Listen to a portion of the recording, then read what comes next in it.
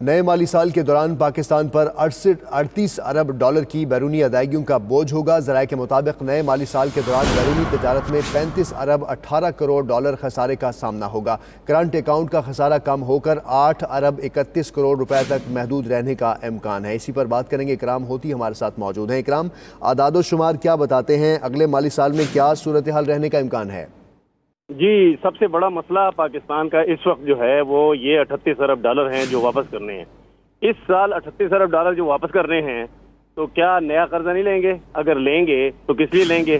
وہ پرانے قرضے کی سود کی واپسی کے لیے لیں گے، تو یہ 38 بڑھ کر کہیں 50 تک نہ پہنچ جائے۔ ایک تو یہ خطرہ ہے۔ دوسرا خطرہ یہ ہے کہ اگر ہماری ایکسپورٹس نہ بڑھیں، جس طرح کہ کہا گیا ہے کہ 1 سے 2% شاید بڑھ جائیں، لیکن اگر نہ بڑھیں تو اس کا مطلب یہ ہوگا کہ آپ وہ پیسے بھی قرض لیں گے، لازمی پیسے قرض لیں گے اور وہ بھاری شرح سود پہ لیں گے۔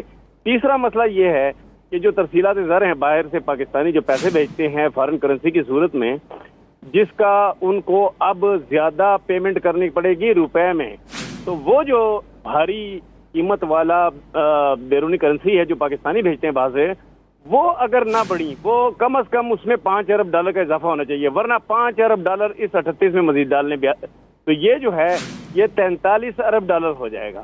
یہ جو چیلنج ہے حکومت کے سامنے، اس سے نمٹنے کے لیے فوری طور پہ ان کو پروگرام لانچ کرنا چاہیے تھا۔ ایک تو باہر کے ملک میں ان لوگوں سے کہیں کہ خدا کے لیے ہم لوگوں سے قرضہ لیتے لیتے ہوئے پاکستان تباہ ہو رہا ہے، آپ پیسے بڑھائیں، آپ بلکہ ادھار دے دیں آپ پاکستان کو۔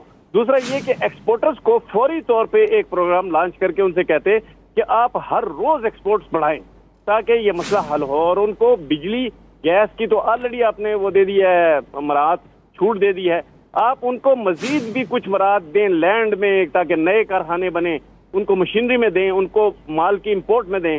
تو یہ سارا کرنے کے بعد پاکستان شاید 38 پہ رہ جاتا، لیکن یہ مجھے خطرہ ہے کہ آئندہ یہ جو اب مالی سال شروع ہوا ہے یہ 38 ارب ڈالر سے 45 ارب ڈالر تک یہ معاملہ چلا جائے گا اور پاکستان یہ قرضہ ادا نہیں کر پائے گا۔ صحیح، 38 ارب ڈالر کے قرضوں کی واپسی، ترسیلات زر، ریمیٹنسز میں کمی اور ایکسپورٹ کو بڑھانا حکومت کے لیے آئندہ مالی سال کا چیلنج ہوگا۔ اکرام ہوتی آپ نے ہمیں تفصیلاً اپڈیٹ کیا، آپ کا شکریہ۔